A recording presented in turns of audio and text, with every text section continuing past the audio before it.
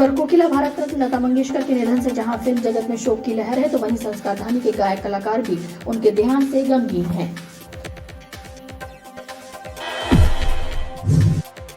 नर्मदा भक्तों ने रांझीवाड़ा पत्थर से ग्वारीघाट तक नर्मदा चुनरी यात्रा निकाली। इस पद यात्रा में सैकड़ों नर्मदा भक्त शामिल रहे। पुण्य सलीला मां नर्मदा के जल को प्रदूषण मुक्त रखने के प्रति लोगों को जागरूक करने के लिए महाआरती समिति के सदस्यों द्वारा घाट पर आने वाले श्रद्धालुओं को नर्मदा शुद्धिकरण की शपथ दिलाई जा रही है। प्रदेश में कांग्रेस द्वारा घर घर चलो अभियान चलाकर भाजपा सरकार की खामियों को जनता के सामने लाने की कोशिश की जा रही है। जल संसाधन एवं मछुआ कल्याण विकास मंत्री तुलसीराम सिलावट ने जबलपुर प्रवास के दौरान मीडिया से चर्चा करते हुए उत्तर प्रदेश की चुनावी सियासत पर बयान देते हुए कहा कि जनता मोदी और योगी सरकार के द्वारा किए गए कार्यों को देखकर ही वोट देगी। पूर्व विधानसभा अध्यक्ष स्वर्गीय ईश्वरदास चौहानी की प्रतिमा के हाथ में ज्ञापन सौंपने के मामले को लेकर भाजपा ने सिविल लाइन थाने में शिकायत सौंपकर उचित कार्यवाही करने की मांग की है। हाल ही में लाइन अटैच हुई गोरखपुर थाना प्रभारी अर्चना नागर पर निलंबन की गाज की गई है। पुलिस अधीक्षक सिद्धार्थ बहुगुणा द्वारा टीआई को निलंबित कर दिया गया है। पाटन बाईपास के निकट गोवंश की हड्डियों से भरा एक ट्रक पलटने से सनसनी फैल गई। सूचना पाकर मौके पर पहुंचे बजरंग दल के कार्यकर्ताओं ने ट्रक के ड्राइवर को पकड़कर पुलिस के हवाले कर दिया।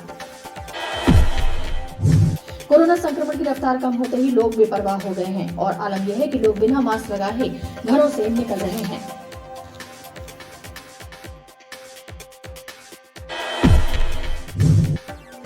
सुर सम्राज्ञी भारत रत्न लता मंगेशकर के दुनिया भर में लाखों करोड़ों फैंस हैं, लेकिन संस्कार धानी में लता दीदी के एक ऐसे प्रशंसक हैं जिन्होंने जीवन भर केवल उनकी ही पेंटिंग बनाई है।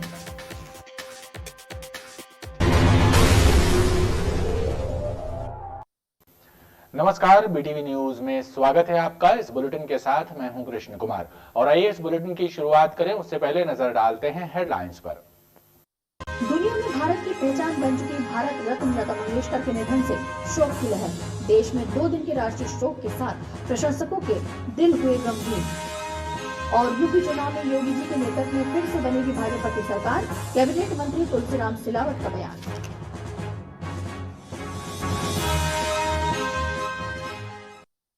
कोरोना संक्रमण की रोकथाम के लिए कई सामाजिक संगठनों द्वारा जिले में जागरूकता अभियान भी चलाया जा रहा है। लोगों से मास्क लगाने, सामाजिक दूरी बनाए रखने और टीकाकरण कराने की अपील कर उन्हें जागरूक किया जा रहा है। कोरोना संक्रमण की रोकथाम के लिए सामाजिक और स्वयंसेवी संगठन जागरूकता अभियान चला रहे हैं। घरों और मोहल्लों में जाकर लोगों को कोरोना के प्रति सावधान रहने और नियमों का पालन करने की अपील की जा रही है। लोगों से अनिवार्य रूप से मास्क लगाने, सामाजिक दूरी के नियमों का पालन करने और टीकाकरण अवश्य कराने की अपील कर उन्हें जागरूक किया जा रहा है। मास्क लगाना है, मास्क लगाना है, मास्क लगाना है। इसी कड़ी में विभिन्न सामाजिक संगठनों ने गोरा बाजार, भोंगा द्वार और आसपास के क्षेत्रों में जागरूकता अभियान चलाया। इस कार्यक्रम का मेन हमारा जो लक्ष्य है पीएमपी एसोसिएशन का कि जन जन में जागरूकता अभियान लाना है। मास्क पहनना ही होना नहीं है, तब पूरा मास्क पहनना है। कई लोग मास्क पहनते हैं नाक से, नीचे से पहनते हैं, यहाँ से पहनते हैं। मास्क को सही तरीके से पहनना है, नाक के ऊपर से। दूसरी चीज़, मास्क को पहनने के बाद फेंक देते हैं रोड में, उसको हमें सही जगह डिस्पोज करना है। मास्क पहनने से काम नहीं चलेगा, मास्क को सही तरीके से पहनना है और उसको डिस्पोज करना है कूड़ेदान में। लोगों को कोरोना के लक्षणों की जानकारी दी गई और उनसे अपील की गई कि वो कोरोना संक्रमण के प्रति गंभीरता बरतें और नियमों का सख्ती से पालन करें। राइट टाउन स्टेडियम में व्याप्त अव्यवस्थाओं को लेकर खेल प्रेमियों और खिलाड़ियों ने एक शिकायत पत्र नगर निगम प्रशासन को सौंपा है, जिसमें मांग की गई है कि स्टेडियम के ट्रैक को दुरुस्त कराया जाए, साथ ही सुरक्षा व्यवस्था एवं महिला टॉयलेट का इंतजाम कराया जाए ताकि महिला खिलाड़ियों को परेशानी न हो। मास्टर एथलेटिक्स संघ एवं जागरूक खेल संघ के सदस्यों ने एक शिकायत पत्र नगर निगम प्रशासन को सौंपा है, जिसमें मांग की गई है कि राइट टाउन स्टेडियम के ट्रैक को दुरुस्त कराया जाए, पानी भर जाने की समस्या को दूर किया जाए और महिला टॉयलेट का निर्माण कराया जाए। उचित व्यवस्थाओं के अभाव में खेल प्रेमी परेशान हैं। ज्ञापन के माध्यम से हम लोग ने मुख्य रूप से जो राइट टाउन स्टेडियम की समस्याएं हैं उससे अवगत कराया। खासकर जो एथलीटों के लिए ट्रैक बना हुआ है उस पर जो 15 अगस्त और 26 जनवरी को परेड होती है, उसके दौरान सिंडर वो डाल दी जाती बजरी, और बजरी डालने के बाद क्या हो रहा है, जो बारिश का पानी है उसकी वजह से वो जम गई है और रोड में तब्दील हो गई है, जिससे जो हमारे एथलीट दौड़ रहे हैं, खासकर छोटे बच्चे जो दौड़ रहे हैं, वो इंजोर्ड हो रहे हैं। यदि गिरते हैं तो उनको बहुत गहरी चोट लग जाती है।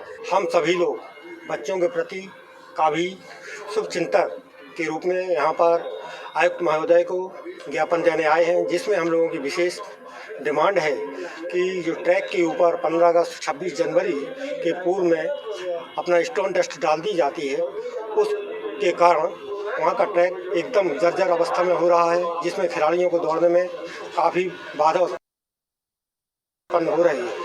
आयुक्त महोदय से निवेदन करते हैं कि सबसे पहले ट्रैक की व्यवस्था देखें।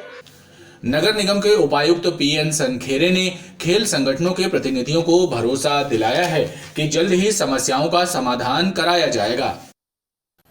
नगर निगम के सफाई कर्मियों को होमगार्ड द्वारा आपदा प्रबंधन की ट्रेनिंग दी जा रही है, ताकि कोविड जैसे संकट के दौर में भी प्रभावी तरीके से स्वच्छता का कार्य किया जा सके। करीब 4000 सफाई कर्मियों को ट्रेंड करने का प्रयास किया जा रहा है। नगर निगम के स्थायी एवं आउटसोर्स सफाई कर्मियों को इन दिनों होमगार्ड कार्यालय में आपदा प्रबंधन की ट्रेनिंग दी जा रही है। कुल 4000 कर्मियों को प्रशिक्षण दिया जाता है, इसलिए 100 के ग्रुप में ट्रेनिंग दी जा रही है। सफाई कर्मियों को प्राथमिक उपचार का तौर तरीका भी बताया जा रहा है। समाज के साथ में रह रहे हैं, जुड़े हुए हैं, उस समय तक ये चीजें आप लोगों के काम।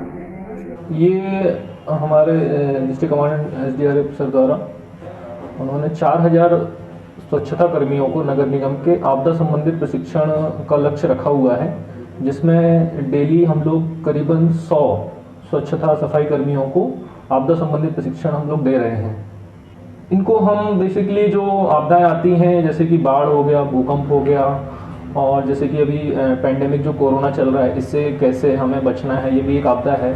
तो ये इस तरह से हम इनको ये सभी आपदाओं के बारे में थोड़ी थोड़ी जानकारी दे रहे हैं, जो कि इसको आसानी से लोग समझ सकें। होमगार्ड के अधिकारियों का कहना है कि इस ट्रेनिंग से सफाई कर्मचारियों की कार्यकुशलता में बढ़ोतरी होगी। प्रति वर्षानुसार इस वर्ष भी मां नर्मदा पंचकोशी यात्रा समिति कांचघर के द्वारा भेड़ाघाट से ग्वारीघाट तक नर्मदा पंचकोशी यात्रा निकाली गई, जिसमें 4 वर्ष के बालक से लेकर 80 वर्ष के बुजुर्ग तक शामिल रहे। पूरा नर्मदा पथ मात नर्मदे हर के जयकारों से गुंजायमान रहा। जल तरंग सर्वदे नमामि देवी नर्मदे, जल तरंग सर्वदे नमामि देवी नर्मदे, नर्मदे। हर वर्ष की तरह इस वर्ष भी नर्मदा जयंती के पहले कांचघर की नर्मदा पंचकोशी यात्रा समिति द्वारा पद यात्रा निकाली गई। भेड़ाघाट से ग्वारीघाट के बीच निकाली गई मां नर्मदा पंचकोशी यात्रा में बुजुर्गों से लेकर बच्चे और महिलाएं बड़ी संख्या में शामिल रहे।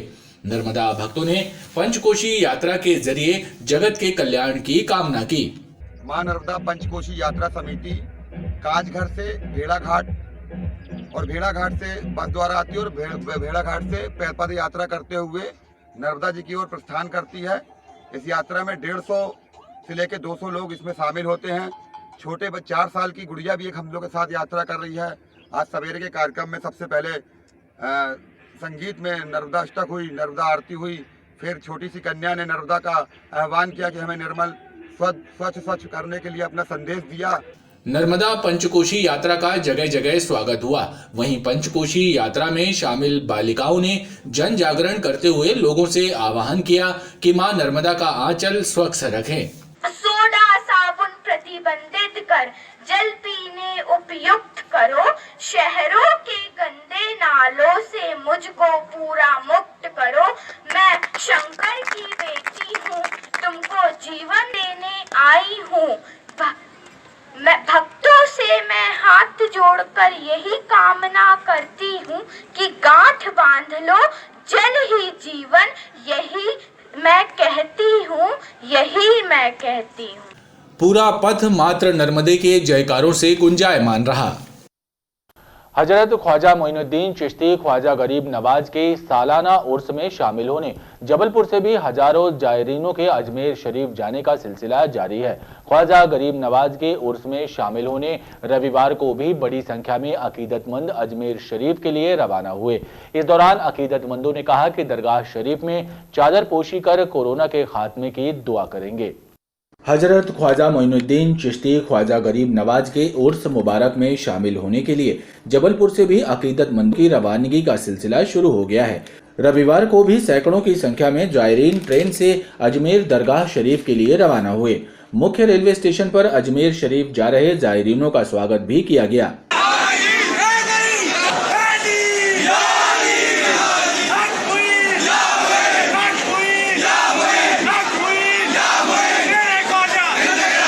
जबलपुर से जा रहे अकीदतमंदों के द्वारा ख्वाजा गरीब नवाज की दरगाह में चादर पेश की जाएगी। इस दौरान अकीदतमंदों ने कहा कि ख्वाजा गरीब नवाज की दरगाह में मुल्क की सलामती, अमन चैन की दुआओं के साथ ही वैश्विक महामारी कोरोना के खत्म होने की दुआ करेंगे। हर साल की तरह इस साल भी जबलपुर से हर मजहब, हर कौम के लोग 810वां उर्स के लिए अजमेर शरीफ के लिए यहाँ से रवाना हो रहे हैं सब, और हम लोग भी अपने सभी साथियों के साथ चादर लेके दरगाह शरीफ के लिए रवाना हुए। जिस तरीके से पूरे शहर में वैश्विक महामारी, पूरे देश में, हिंदुस्तान में 2 साल से हम लोग सब देख रहे हैं, वहीं ख्वाजा साहब के यहाँ हम लोग जाके इसी बात को लेकर और हम सब कि वैश्विक महामारी से हम लोग जल्द से जल्द निजात पा सकें, और जैसे पहले सब था उसी तरह वैसे ही। गौरतलब है कि हर साल ख्वाजा गरीब नवाज के उर्स और छठी मुबारक के मौके पर जबलपुर से सभी धर्मों के लोग अजमेर शरीफ जाते हैं और ख्वाजा गरीब नवाज की दरगाह में हाजिरी लगाते हैं।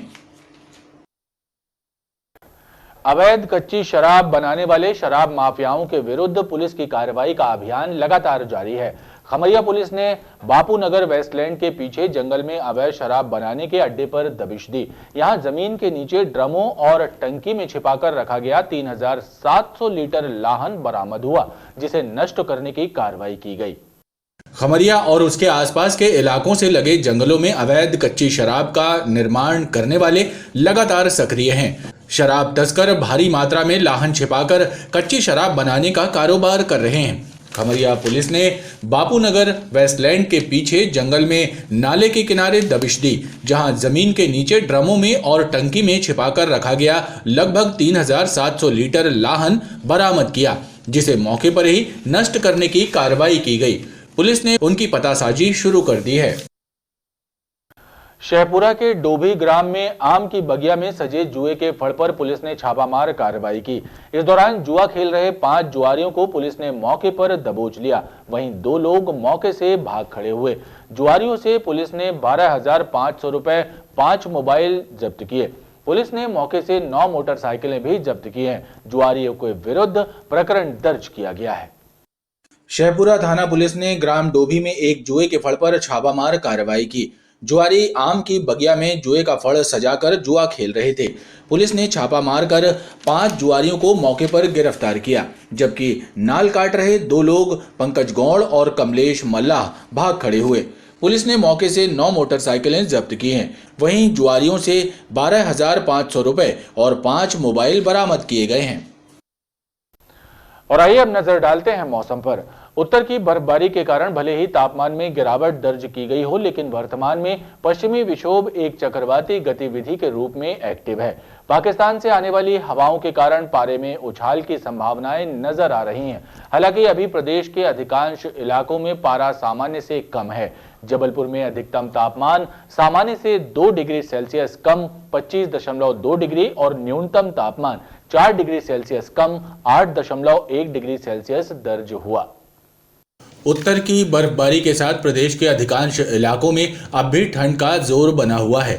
दिन और रात का तापमान सामान्य से कम है, लेकिन वर्तमान में पाकिस्तान से आ रही हवाओं के कारण पारे में उछाल आने के संकेत भी मिल रहे हैं। प्रदेश में अब भी रात का पारा 10 डिग्री सेल्सियस से नीचे बना हुआ है। जबलपुर में अधिकतम और न्यूनतम दोनों ही तापमान सामान्य से कम है। जिले में अधिकतम तापमान सामान्य से 2 डिग्री सेल्सियस कम 25.2 डिग्री सेल्सियस और न्यूनतम तापमान सामान्य से 4 डिग्री सेल्सियस कम 8.1 डिग्री सेल्सियस दर्ज हुआ है। शहर में उत्तर पश्चिम हवाएं 2 किलोमीटर प्रति घंटे की रफ्तार से चल रही हैं। मौसम वैज्ञानिकों ने 8 फरवरी से तापमान में बढ़ोतरी होने की संभावना जताई है। खबरों का क्रम लगातार जारी है। आप देखते रहिए BTV न्यूज।